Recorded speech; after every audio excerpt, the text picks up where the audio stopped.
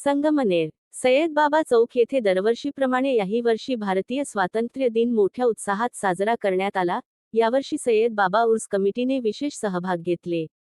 या कार्यक्रमात एकता सामाजिक सेवाभावी संस्थेचे संस्थापक अध्यक्ष माननीय आसिफ शेख यांच्या हस्ते ध्वजारोहण पार पडले।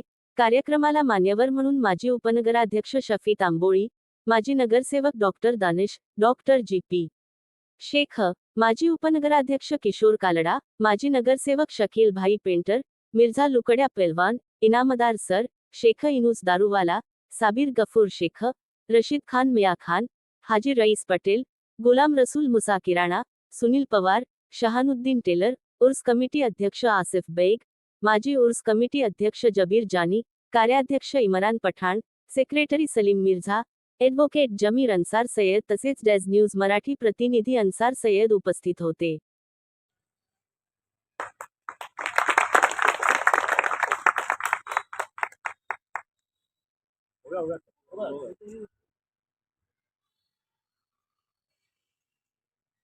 सावधान, एक साथ राष्ट्रगीत शुरू कर।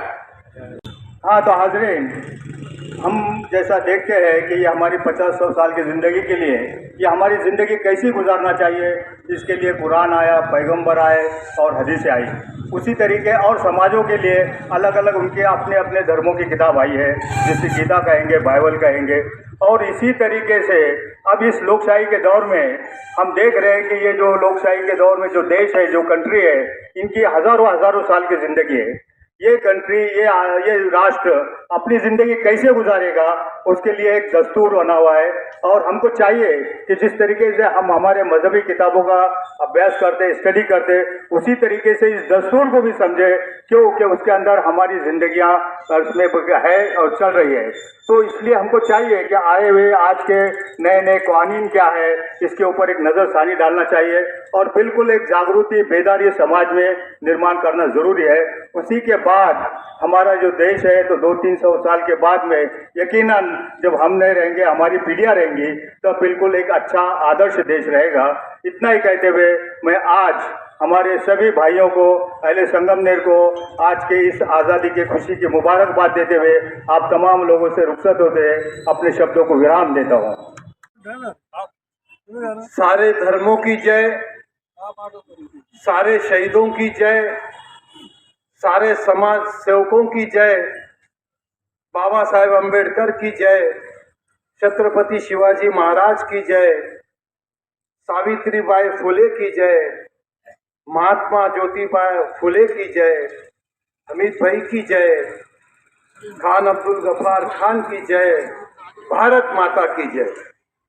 आज इस सैयद बाबा चौक में देश की आज़ादी का आज हम जश्न मना रहे हैं और उसके लिए यहाँ की उर्स कमेटी है, कौमी एकता है और सारे हिंदू मुस्लिम मिलकर झंडा वंदन का प्रोग्राम का आयोजन किया। मैं इन सब को बहुत बहुत आभार इनका व्यक्त करता हूँ, इनका शुक्रिया अदा करता हूँ। हमारा देश जो आज़ाद हुआ, इसके पीछे बहुत बड़ा इतिहास है, क्योंकि 200 साल अंग्रेजों ने हम पर राज किया और अंग्रेजों से लड़ने के लिए हमारे देश के नौजवान, हजारों लाखों नौजवान शहीद हुए, फांसी के तख्त पर गए, जेलों में बंद हुए। परिवार के परिवार उन्होंने अपने देश के खातिर न्योछावर कर दिया और ये आज़ादी मिली। कई लोग कहते हैं कि हमें बहुत शांति से आज़ादी मिली, ये शांति से आज़ादी नहीं मिली। याद करो उस क्रांतिकारकों को, शहीद भगत सिंह को याद करो, सुखदेव को याद करो, राजगुरु को याद करो, चंद्रशेखर आज़ाद को करो। ऐसे कई हिंदू मुस्लिम के कई नौजवान देश के खातिर बलिदान उन्होंने दिया। हम उनको कैसे भूल सकते हैं? हम उनको कभी भूल नहीं सकते। हमारे दिलों में, दिमाग में उनके लिए हमेशा आदर रहेगा, क्योंकि उन्होंने बलिदान दिया। उन्होंने अपना परिवार नहीं देखा, उन्होंने देश के खातिर बलिदान दिया। याद करो वो जालियनवाला बाग, आज भी मैं जाता हूँ उस जालियनवाला बाग में। क्या गलती थी उन लोगों की? वो इकट्ठा हुए थे, हजारों लोग अपने प्रोग्राम में इकट्ठा होकर अपनी शांति से प्रोग्राम कर रहे थे। और वहां पर अंग्रेज का जनरल डायर अपनी सेना को लेकर आए और बेगुनाह लोगों पर गोलियां बरसाई। छोटे बच्चे नहीं देखे, महिला नहीं देखे, लोग नहीं देखे। कई लोग हजारों से 600-700 लोग वहां मारे गए। लोग दौड़ गए, कोई वहां के कुएं में गिर गए। आज भी वहां पर वो निशान है। कभी आप अमृतसर गए तो वहां पर वो निशान, गोलियों के निशान आज भी है। लड़े, मुसलमान भी लड़े, सब जाति के लोग लड़े और हमें आजादी मिली। लेकिन एक बात ध्यान में रखो, जालियनवाला बाग में जो घटना हुई उसके बाद में वहां पर एक बच्चा था, उसने वो बात ध्यान में रखी, वो मिट्टी उसने ली। मैं भी जब जाता हूं तो वहां की वो मिट्टी लेके अपने माथे पे लगाता हूं, क्योंकि वो पवित्र धरती की मिट्टी है कि जिन्होंने बलिदान दिया। और उस लड़के ने बाद में उस जनरल डायर का बदला लिया और उसको भी मौत के घाट उतार दिया। बहुत बड़ा इतिहास है ये। इतिहास कभी फिर एक बार ऐसे मौके पे, बड़े मौके पे मैं कहूँगा, आज हम आज़ाद हुए और मैं इस आज़ादी के मौके पे इतना ही कहूँगा कि सरकारें कोई भी आए, बस देश के लिए 3 बातें ध्यान में रखो।